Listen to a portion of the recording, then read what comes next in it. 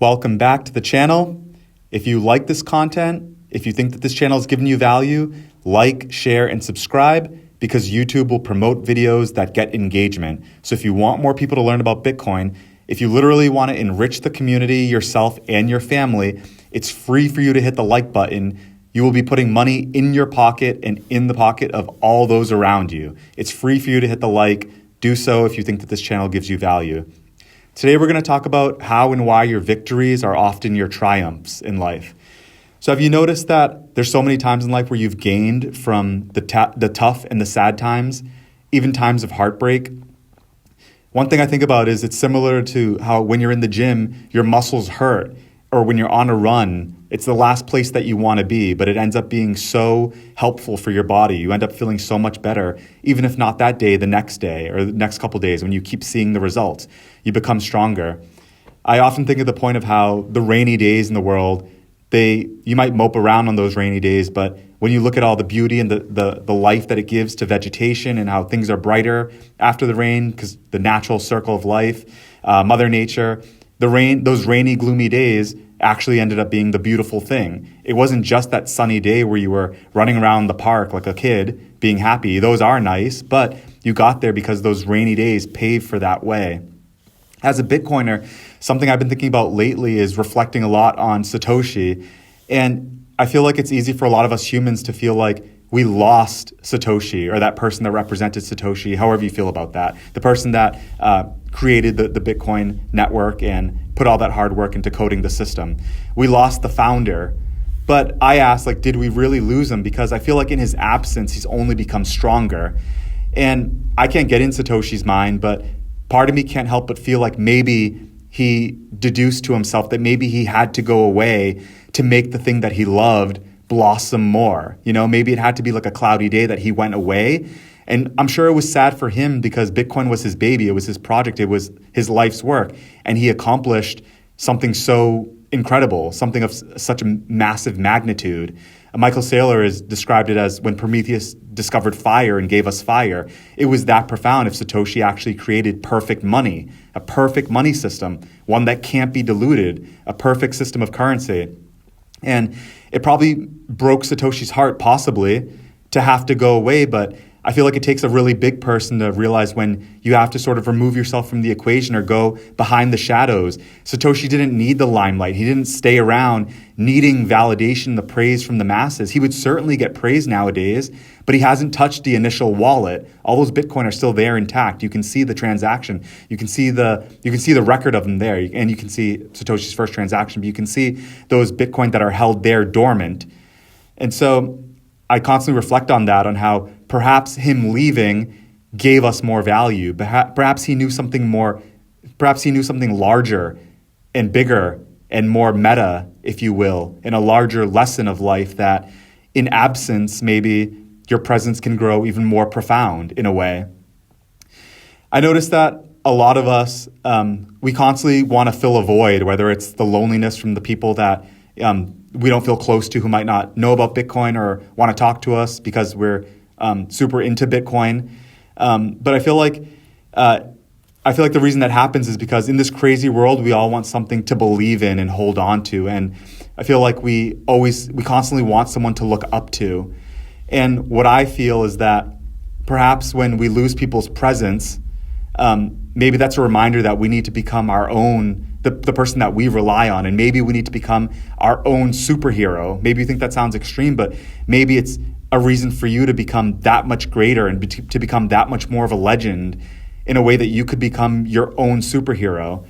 And so you rush to fill that void because you feel a little bit of that loneliness, but maybe don't be in a rush to fill that void. Maybe just sit in it for a little bit. It's okay to wallow in it for a tiny bit and then pick yourself up.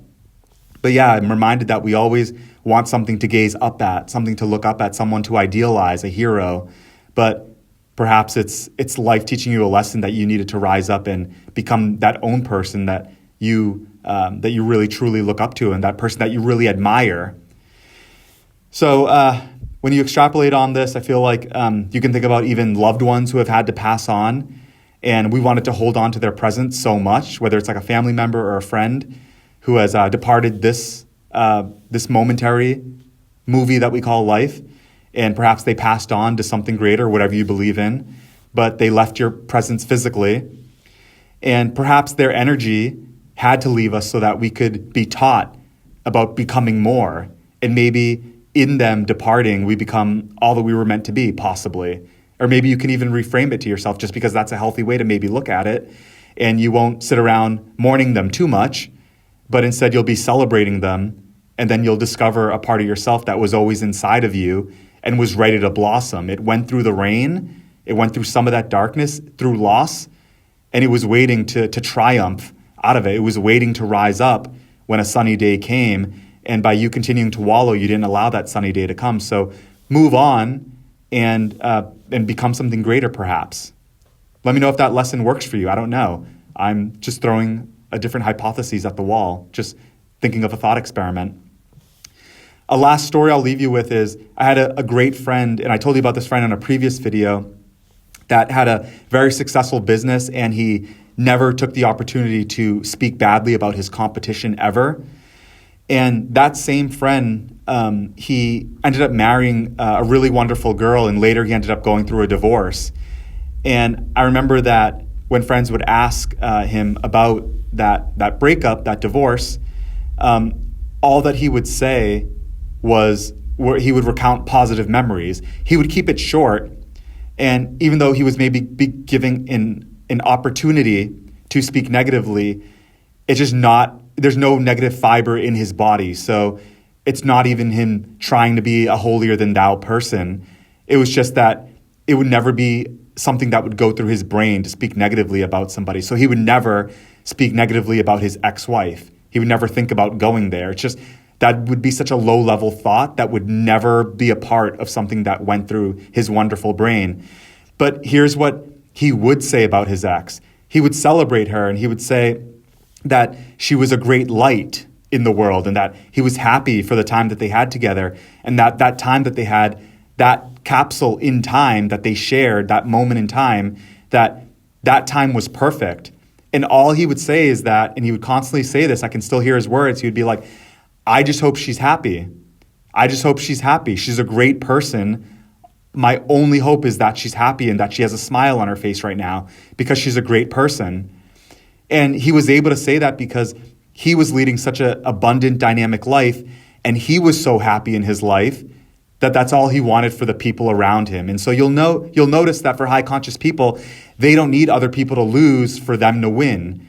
And so high conscious people, they don't have to be takers. He didn't need to take from the situation. He didn't even need to continue to be in that marriage in a sense that if it was a situation where he would have been taking the value from that relationship. When it was the proper time, the healthy time to move on, he was like, I'm not going to stay here in a low level of consciousness, in a low vibration, being a taker from the situation. It's the wiser thing for us both to move on. I don't need to be a taker. I can celebrate the wonderful moments that we had. So think about that point, that your victories are your triumphs, and challenge yourself to transmute yourself into a place, transfer yourself, take a portal into that place when you're in that difficult, sad space, and think, this will be a triumph. How can I discover that lesson right now, quicker, while I'm in this tough moment, and know that it will be my triumph eventually? So I wish everyone only good luck and good things.